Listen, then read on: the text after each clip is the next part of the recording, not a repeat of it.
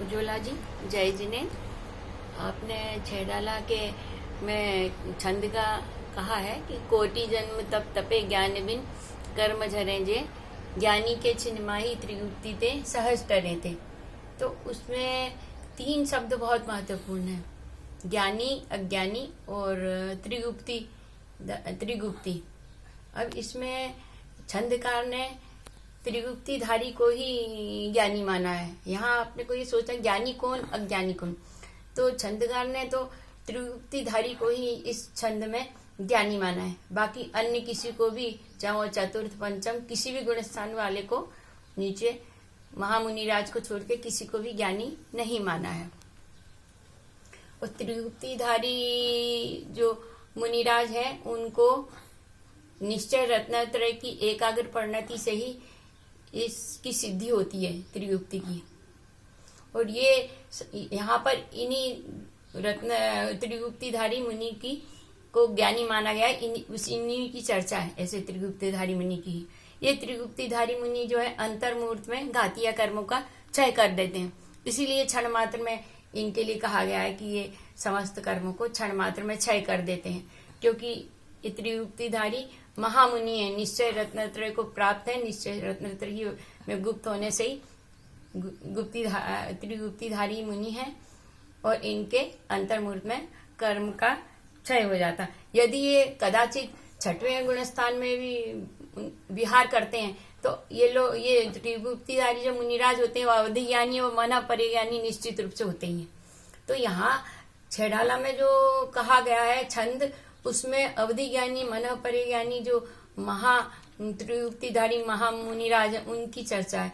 तो छठवें गुण स्थान से में यदि ये आ भी जाते हैं तो अवधि ज्ञानी और मन परिज्ञानी होके ही विहार करते हैं। जैसे कि रानी चेलना के संकेत किए जाने पर अवधि ज्ञानी मन परिज्ञानी मुनियों का उदाहरण दिया जाता है, प्रसिद्ध है, ऐसा ही है।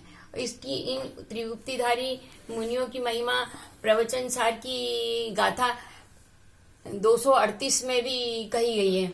इसमें कहा गया है कि ज्ञानी जो अज्ञानी जो जितने कर्मों को करोड़ों लाखों करोड़ों वर्षों में क्षय करता, उतना ये त्रिगुप्तिधारी महामुनिराज उच्छ्वास मात्र में क्षय कर देते हैं। एक उच्छ्वास में ही वो क्षय कर देते हैं। इसी गाथा का दौलत राम जी ने पद्यानुवाद किया है।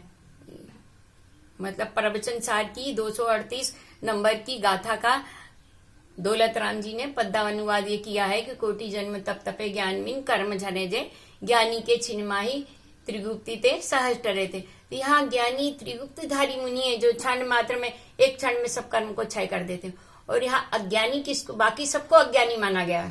त्रिगुप्तिधारी मुनि के छोड़ के सबको उन्होंने इस छंदकार ने अज्ञानी ही माना है। इसके ये व्यवहार गुप्ती की स्वशुद्धता की कामना करते हुए महर्षि लोग जो है अप्रमत्त गुणस्थान से प्रारंभ होकर क्षीणकाय गुणस्थान तक पर्यंत रहते हैं। यानी ये त्रिगुप्तिधारी मुनि कहाँ से शुरू होते हैं? अप्रमत्त गुणस्थान से। छठवें गुणस्थान से इनकी शुरुआत होती है और 12वें गुणस्थान में ये पूर्णता प्राप्त कर लेते हैं, यानी पूर्ण त्रिगुप्ति। और उसी वक्त ये जो क्षय करने की जो बात हो रही है, क्षण मात्र में क्षय कर देते हैं सब घातीय कर्मों की, 12वें गुणस्थान की बात है। शुरुआत तो गुप्ती की छठे गुणस्थान से होती है। छठवें गुणस्थान में व्यवहार गुप्ती होती है। फिर उस व्यवहार गुप्ती की स्वशुद्धता की योगी जो होता है मुनि महाराज निरंतर भावना भाता है कि मेरी जो व्यवहार गुप्ती है उसकी शुद्धता हो, उस शुद्धता की भावना करता रहता है कि मेरे को निश्चय गुप्ती की प्राप्ति हो, और उसी में लगा रहता है। तो धीरे धीरे आगे के गुणस्थानों में अप्रमत्त गुणस्थान से व्यवहार गुप्तियां जो है निश्चय गुप्ति में परिवर्तित हो जाती हैं और ये धीरे धीरे बढ़ती 12वें गुणस्थान में इसकी पूर्णता हो जाती है। और तभी ये इस योग्य हो जाते हैं वो क्योंकि निश्चय रत्नत्रयधारी होते ही हैं तो पूर्ण उनको प्रतिक्रमण, निश्चय प्रतिक्रमण भी होता है और उसी समय वो इस योग्य हो जाते हैं कि क्षण मात्र में अपने सभी घातीय कर्मों को नष्ट करके केवल ज्ञानी हो जाते हैं। तो ये उस अवस्था का वर्णन इन्होंने किया है प्रवचन सार की 238 गाथा में से। उस अवस्था का वर्णन किया गया है कि ज्ञानी 12वें गुणस्थान के जो त्रिगुप्तिधारी मुनि महाराज है, महामुनि महाराज है, उनके लिए कहा गया कि वो क्षण मात्र में कर देते हैं। तो और ये ऐसे जो त्रिगुप्तिधारी मुनिराज रहते हैं वो परम रस में का आनंद लेते हुए मोह रूपी अग्नि में जलते हुए समस्त जगत को ठंडक देते रहते हैं, शांति देते रहते हैं। ऐसा विचार कर व्यवहार और निश्चय गुप्तियों को प्राप्त करने की इच्छा से ये 13 प्रकार के चारित्र धारण करने वाले महामुनियों की हमें सतत भक्ति करते रहना चाहिए। मतलब मुनि महाराज तो करते ही हैं अपने बड़े ऊंचे उनकी, लेकिन हम लोगों को भी सतत व्यवहार और हमको भी प्राप्त हो, ऐसे हम भी मुनि बने, हमको भी व्यवहार और निश्चय गुप्ति की प्राप्ति हो, ऐसी भावना करते हुए निरंतर 13 प्रकार के चारित्र धारण करने वाले मुनियों की सतत वंदना करनी चाहिए, सतत भक्ति करते रहना चाहिए।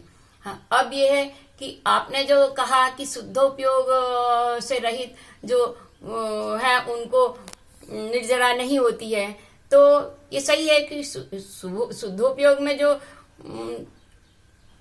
निर्जरा होगी, गुणों की निर्जरा, वो उसमें नहीं होगी। पंचम गुण स्थान में शुभोपयोग से होती है, पंचम गुण स्थान तक शुभोपयोग है, छठे में भी शुभोपयोग है। तो शुभोपयोग में जो गुण श्रेणी निर्जरा बनेगी उसमें उतने कर्मों की निर्जरा नहीं होगी जो कि सप्तम गुण स्थान में शुद्धोपयोग होने पर होगी मुनिराज को गुण श्रेणी निर्जरा। और चतुर्थ गुण स्थान में तो गुण श्रेणी निर्जरा होने का कोई सवाल ही नहीं उठता, वहां तो गुण श्रेणी बनती ही नहीं है चतुर्थ गुण स्थान में। तो वहां पूर्वबद्ध कर्मों की अधिक से अधिक, जो आपने लिखा है कि पूर्वबद्ध कर्मों की अधिक से अधिक निर्जरा होती, तो कैसे होगी जब इनकी गुण श्रेणी निर्जरा नहीं होती है पूर्वबद्ध कर्म की। हाँ, 41 कर्मों का चतुर्गुण स्थान में बंध रुक जाता है, ये बात सही है, बस उतना ही है कि 41 कर्मों का बंध रुक जाता। और जहां तक अगुप्ति का सवाल है, प्रथम गुण स्थान से पंचम गुण स्थान तक हम सभी अगुप्त हैं, क्योंकि अगुप्त अवस्था अशुभ भाव में जब तक होते हैं तब तक होती है। तो प्रथम गुण स्थान से लेके पंचम गुण स्थान तक अशुभ भाव भी है, तृतीय गुण स्थान तक तो अशुभ भी पूर्ण रूप से है, लेकिन चतुर्थ गुण स्थान से शुभ भी है अशुभ भी है। पंचम में थोड़ा शुभ ज्यादा है, छठे में उससे ज्यादा शुभ है, लेकिन अशुभ भी साथ में। जब तक ये छठे में तो अशुभ है ही नहीं, छठे में तो केवल शुभ भाव है, शुभ या शुद्ध होंगे, लेकिन पंचम गुण स्थान तक हम सब अगुप्त हैं, क्योंकि हमारे पास अशुभ है। जिसके पास अशुभ भाव है वही अगुप्त होता है। तो हमारे पास गुप्तियां नहीं हो सकती। प्रथम गुण स्थान से मिथ्यात्व से लेकर पंचम गुण स्थान तक गुप्तियां नहीं हो सकती हैं, अगुप्त हैं, गुप्ती होने का कोई पात्रता ही नहीं है, वही नहीं है। और गुण श्रेणी निर्जरा, अभी जो आपने कहा वो सही है, सविपाक निर्जरा होती है मिथ्यात्व गुण स्थान में, और बाकी चतुर्गुण स्थान में भी गुण श्रेणी निर्जरा तो होने का कोई बात ही नहीं है। हाँ, ये है कि सम्यक दृष्टि है तो उसका मिथ्यात्व नहीं रहता, तो उत्तर कर्म उसको नहीं बनते हैं, क्योंकि 41 प्रकृति के कर्म तो उसके रुक ही जाते हैं, वैसे भी फर्क पड़ता। और पंचम गुण स्थान में एक देश व्रत धारण करते हैं तो थोड़ी सी गुण श्रेणी निर्जरा उनकी निरंतर होती रहती, प्रारंभ हो जाता है, लेकिन वो शुभोपयोग है तब तक। आपने जो कहा कि शुद्धोपयोग में जो गुण श्रेणी निर्जरा होती है वो उनमें नहीं, तो हम भी ये मानते, इसीलिए तो मुनि बनने का कहा जाता है। बिना मुनि बने गुण श्रेणी निर्जरा संभव ही नहीं है। शुद्धोपयोग भी मुनि बनने पे ही होगा, इसलिए रत्नत्रय धारण का बार बार जो कहा जाता है कि रत्नत्रय धारण करो, रत्नत्रय धारण करो।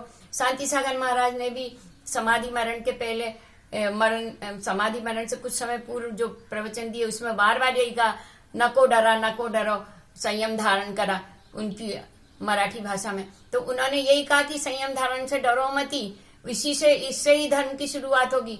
जब तक मुनि व्रत धारण नहीं करोगे तब तक तुम्हारा जो कोई धर्म नहीं हो रहा, और होता भी नहीं है। जब तक आप मोह में पड़े हुए हैं, घर में परिवार में सबका मोह आपको लगा हुआ है, द्रव्य मोह लगा हुआ है, तब तक धर्म की शुरुआत नहीं है। ये है कि हाँ, हम ज्ञान से थोड़ा मार्ग समझ सकते हैं, थोड़ा यदि हम मार्ग भी समझ लिए तो ये तो खैर है कि अगले भाव में हम उस पर चल सकते हैं, इस जन्म में नहीं चल रहे, बाकी तो कुछ संभव नहीं है। तो यही मैं कह रही थी कि उसमें जो ज्ञानी कहा गया है वो ज्ञानी अलग है, और अपन समझ लेते हैं कि चतुर्थ गुण स्थान या पंचम गुण स्थान में तो ज्ञानी ज्ञानी नहीं है। तो मैं आपसे यही कहती हूँ, जय जिनेन्द्र। आगे फिर बात करेंगे।